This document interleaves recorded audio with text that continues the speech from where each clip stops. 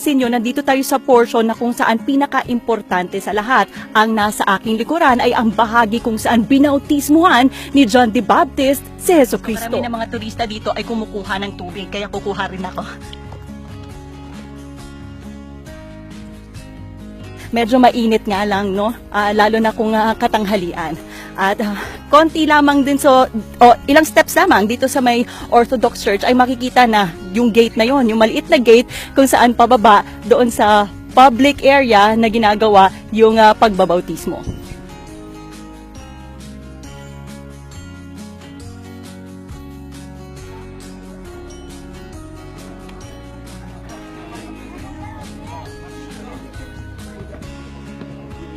Ito sa kinaroroonan ko ngayon, ito po ang bansang Jordan. Pero oras na, tawirin ko ang ilog na yan, ang nasa likod ko, yan na po ang bansa ng Israel.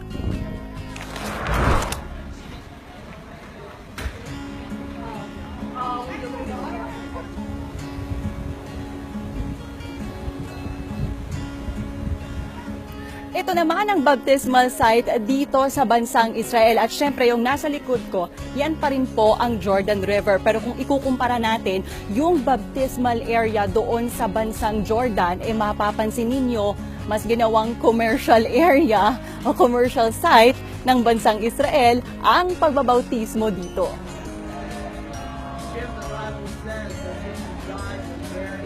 Our Holy Father, we thank you today for these who've come in obedience to the command of Jesus Christ.